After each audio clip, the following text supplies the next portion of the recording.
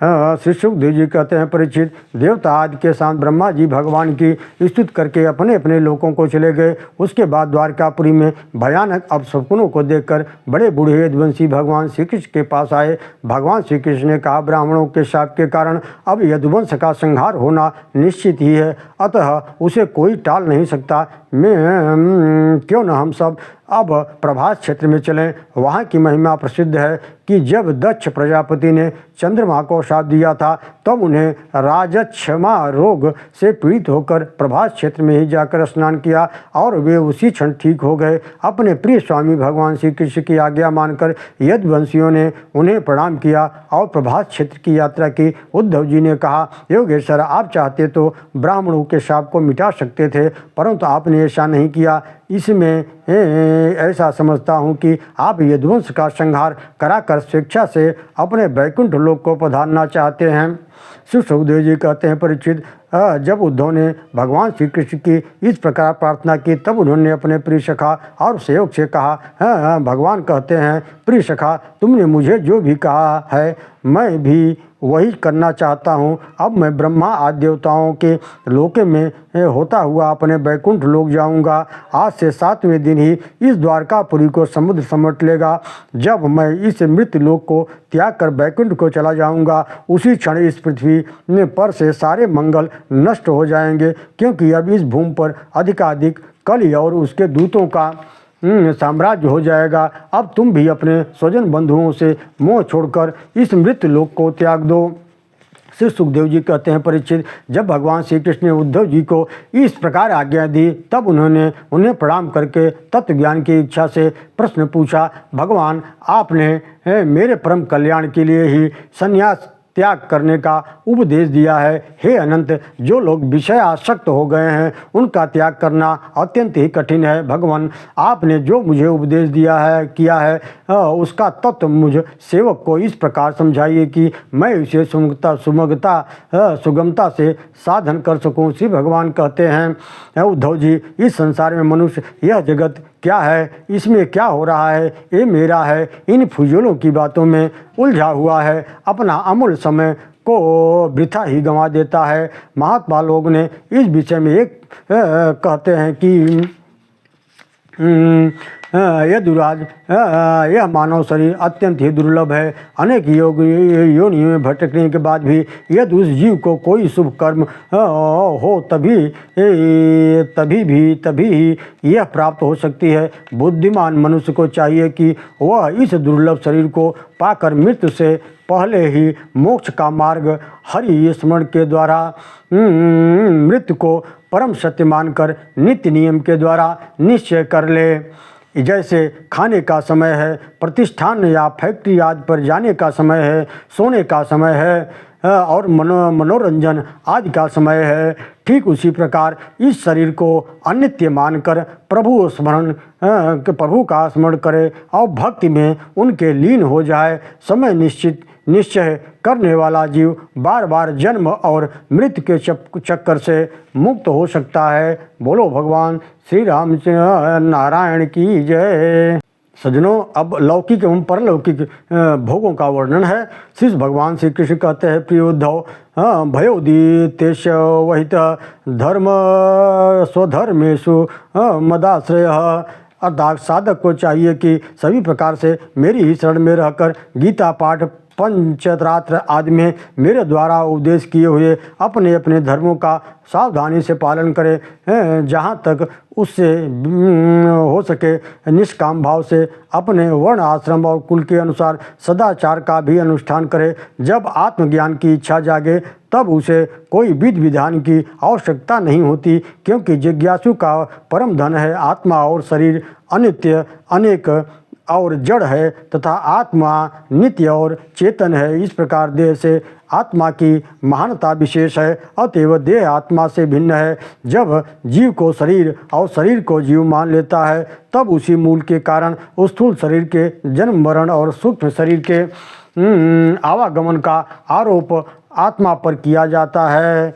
प्यारे उद्धव, लौकिक सुखों के समान ही पारलौकिक सुख भी दोष युक्त है, क्योंकि वहाँ भी बराबरी वालों में होड़ मचती रहती है। उनके भी गुणों में दोष निकाला जाता है। सुख भोगने की अवधि दिन प्रतिदिन कम होती ही रहती है। जीव अज्ञानवश सत्य रज आदि गुणों को अपना स्वरूप मान बैठता है। उनके किए हुए कर्मों का फल दुख सुख भोगने लगता है।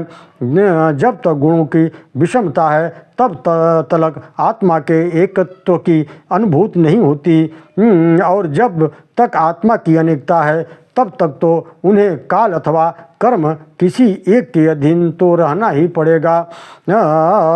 सज्जनों, अब बद्ध मुक्त और भक्तजनों के लक्षण का वर्णन किया गया है। प्यारे उद्धव, भगवान कहते हैं, प्यारे उद्धव, जो मनुष्य वेदों का तो पारगामी हो परंतु परब्रह्म के ज्ञान से शून्य हो तो केवल श्रम ही श्रम है। यस्याम्न में पावन मंद कर्म स्थित भयो भव प्राण निरोध मत्स्य।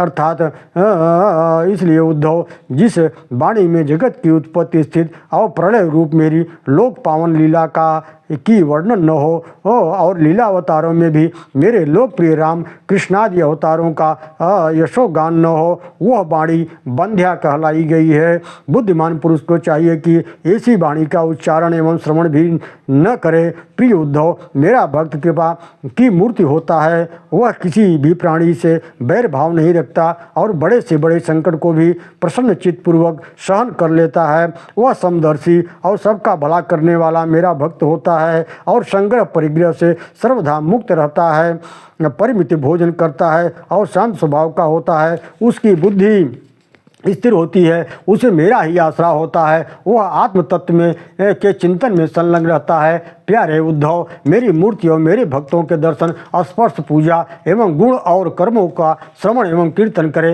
अभिमान, दंभ और मेरे लिए किए गए कर्मों का ढिढोरा न करे। भद्र, मेरी पूजा के स्थान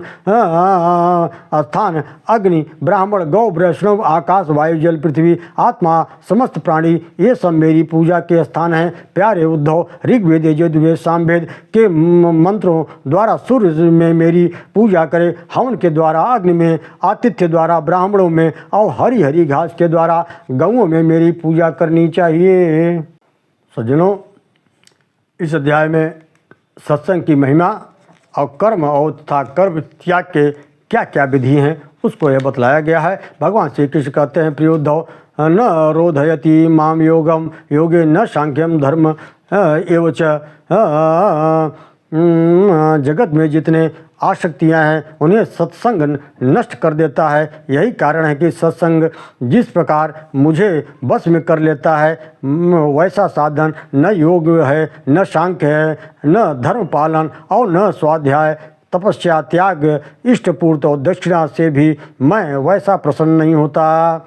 व्रत, यज्ञ, वेद, तीर्थ, यम, नियम भी सत्संग के समान मुझे बस में करने में समर्थ नहीं। यह एक युग की नहीं, सभी युगों की बात है। सत्संग के द्वारा ही दैत्य, राक्षस आदि ने भी मेरी प्राप्ति की है।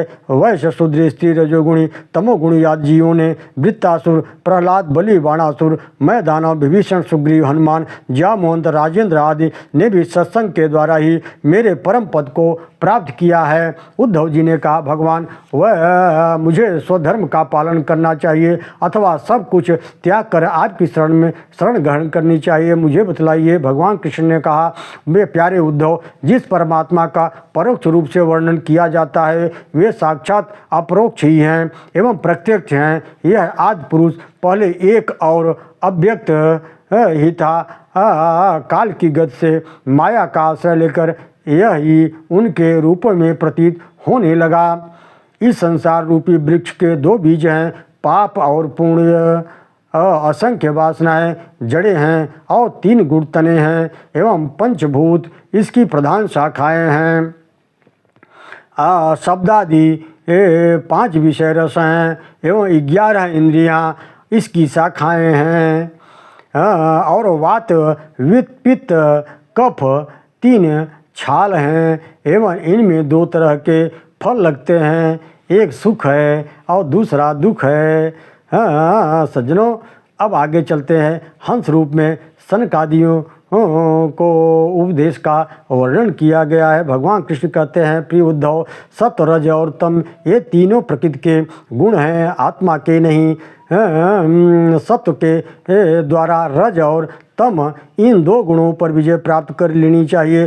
सत्व गुण के शांति वृत्ति के द्वारा उसकी दया आदि वृत्तियों को भी शांत कर देना चाहिए। जब सत्व गुण की वृद्धि होती है तब मेरे भक्ति रूप स्वधर्म में मन लगने लगता है। शास्त्र, जल, प्रजा, देश, कर्म, समय, जन्म स्थान, ध्यान, मंत्र, संस्कार ये 10 वस्तुएं सात्विक हों तब सत्व गुण की वृद्धि होती है, और राजसी हो तो रजोगुण की, तामसी हो तो तमोगुण की वृद्धि हो जाती है। भगवान श्री कृष्ण ने कहा, उद्धव, जीव ज्ञानवश अपने स्वरूप को भूलकर अहम बुद्धि कर बैठता है। जो सर्वथा ब्रह्म है उसका सत्व प्रधान रजोगुण में बदल जाता है, तब वह विषयों का चिंतन करने लग जाता है, भयंकर फंदों में पड़ जाता है।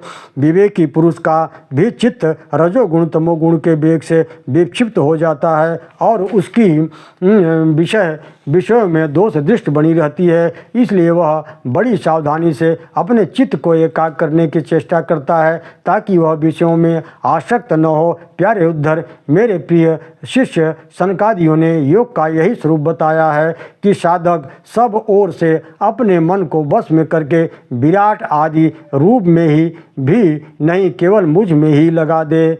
ओम नमो भगवते वासुदेवाय।